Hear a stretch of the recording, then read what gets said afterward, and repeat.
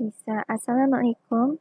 My name is Aina Nabila binti Muhammad Hazim and my metric number is 200847. So today me and my group members will be presenting about wastewater management in the food industry. So what is wastewater management? Wastewater management is an important approach to protect water resources, and it is defined as the collection, treatment, and reuse of wastewater. Also, wastewater treatment is a process that depends on different physical and chemical issues.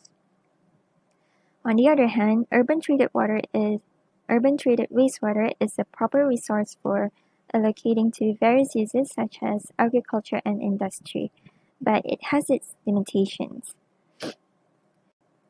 So the improper use of these resources can lead to environmental and health risks, and as a result, this will lead to social dissatisfaction and sometimes economic problems. So to manage various aspects of wastewater, the appropriate risk-based modeling approaches as well as prediction tools are required. So in this presentation, we'll be presenting on how to manage wastewater in terms that is contaminated with heavy metals, fats, oils, and grease, organic acids, and color pigments. So now I'll pass to the next presenter. Thank you, Aina, for the great intro. So, hi, I am Humaira Izzah binti Zulkifli. Will take over the presentation to discuss about heavy metals. So, the example of heavy metals are magnesium, lead, cadmium, zinc, copper, chromium, nickel, and also silver. So the sources of heavy metals to the environment are from pesticides, fertilizers, engineering industry, plastic industry, household waste, and also industrial effluents. So basically, these heavy metals are dangerous for human as they can develop cancer, cause organ damage, cause nervous system damage, cause autoimmunity, result in joint diseases, and possibly death. As they are dangerous to human and may present in the wastewater, heavy metals in the wastewater needs to be treated.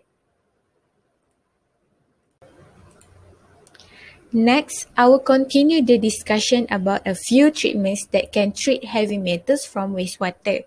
So, first treatment is chemical precipitation. So, the advantages of this treatment are it only needs low capital cost and it is a simple operation. However, there will be a sludge generation which lead to the extra operational cost for the sludge disposal. So the next treatment is adsorption with adsorbents. So this treatment also only needs a low cost and the operation conditions are easy. It is can be operated at wide pH range and there will be a high metal binding capacities. However, this treatment is low selectivity and the production of waste product also low. So the next treatment is membrane filtration. So basically, membrane filtration requires small space and it needs only low pressure and also a high separation selectivity method. However, it is an expensive method due to membrane fouling. So, next treatment is electrodialysis, which is also a treatment that has a high separation selectivity, but this treatment needs a high operational cost due to membrane fouling and high energy consumption. Last treatment is photocatalysis. This treatment will remove metals and organic pollutants simultaneously, and it will produce less harmful byproducts. But this treatment needs long duration time and has limited applications. So I think that's all from me for this part. I'll pass to the next presenter. Hi, my name is Numushida binti Mazuki and my matrix number is 200246. So now I'm going to talk about ways to treat fats, oil and grease. Firstly is gravity separation. Gravity separation is used quite often for the removal of insoluble fats and oils. The difference in the density that exists between water and oil is the fundamental principle behind the gravity separation method. In addition, gravity separation is employed as the initial step of the separation process for oil. The procedure involves the passage of wastewater through a series of cells, during which time the fats and oils mass, which typically floats on top, is removed from the system via retention inside the cells. However, this approach has some disadvantages. The disadvantages include the need for constant monitoring and cleaning, a limited capacity for separation, and a lower efficacy of removal at pH values higher than 8. Secondly is dissolved air flotation. According to some studies, one of the most popular treatments for reducing fats and oil load is a combination of dissolved air flotation, coagulation, and flocculation. A pressure chamber is used in this process, which results in the production of a stream of microfine bubbles. After that, the bubble will attach itself to solids and raise them to the surface, where a device for scraping the surface may remove them from the solution. It is necessary to do routine maintenance on the components, and the operating expenses are often rather expensive. Lastly is oil skimmers. An oil skimmer is a device that uses a free-floating collecting tube continuously remove oil and grease from the water surface. This is more efficient and cost-effective approach than other alternatives. Oil, fats, and grease adhere to the exterior of the floating collecting tube as it passes across the surface. The oil is scraped off the oil skimmer with a series of scrapers and gravity collected in a collecting container. The most significant advantage of employing this system is that it is not susceptible to level fluctuations or floating particles on the surface. It operates continuously and unattended. It removes very little water, and it requires a very little maintenance. My name is Muhammad Afiq bin Nazuki, and my metric number is 181907. So, organic acids such as formaldehyde, phenols, and nitrobenzene can cause serious health effects and possible carcinogen risks. One of the technologies used to remove organic acid is adsorption, which is the process by which a solid absorbent can attach a component dissolved in water to its surface and form an attachment via physical or chemical bonds, thus removing the components from the fluid phase. Activated carbon is by far the most common absorbent used in wastewater treatment, since during the absorption, the pollutant is removed by accumulation at the interface between the activated carbon and the wastewater. The absorbing capacity of activated carbon is always associated with very high surface area per unit volume. A review of different methodologies for the removal of acids indicates that absorptive processes are the best suited for removal as well as recovery of valuable acid. Absorption offers a cleaner technology free from sludge handling problems and produces a high quality effluent. Granular activated carbon systems are generally composed of carbon contactors, virgin and spent carbon storage, carbon transport systems, and carbon regeneration system. The carbon contactor consists of a lined steel column or a steel or concrete rectangular tank in which the carbon is placed to form a filter bed. A fixed bed downflow column contactor is often used to contact wastewater with granular activated carbon. Wastewater is applied at the top of the column, flows downward through the carbon bed, and is withdrawn at the bottom of the column. The carbon is held in place with an under-drain system at the bottom of the contactor. Provisions for backwash and surface wash of the carbon bed are required to prevent the buildup of excessive head loss due to accumulation of solids and to prevent the bed surface from clogging. Hi, my name is Nur Shira Ilana Bituskifli with matrix number 200621, and we'll continue on the topic color pigments. So color is introduced into dyeing materials using substances known as dyes and pigments.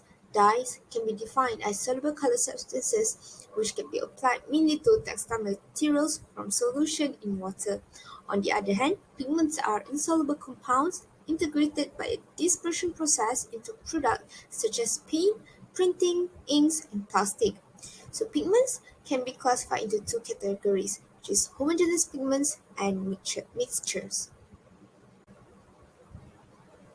So generally, the methodologies adopted to treat dye in wastewater treatment can be classified into three categories, which is physical, chemical, and biological. So, firstly, physical treatment involves particle separation and processes which involve no gross chemical or biological changes. So, example of physical treatment processes are ion exchange and adsorption.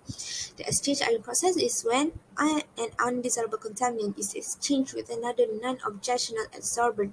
However, both contaminants and adsorbent must be of similar electrical charge and must be dissolved. The main drawback of ion exchange is that ion exchange cannot accommodate a wide range of dyes. So next, adsorption process has been widely used in industrial dye wastewater treatment because absorption is a well-known equilibrium separation process. Absorption is a surface phenomenon which deals primarily with the utilization of surface force. Absorption takes place when molecules in a liquid bind themselves to the surface of solid substance. So moving on to the chemical process, ozonation is an effective oxidation process which has been widely used to decolorize synthetic dyes. So ozone can selectively oxidize molecules with unsaturated bonds and aromatic structures. So ozonation can therefore effectively decolorize dye containing wastewater via oxidative cleavage of the conjugated system of the dye molecule.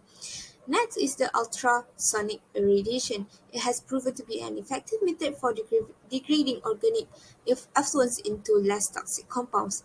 High-power ultrasound produces strong activation in the aqueous solution, causing the degradation of the dye.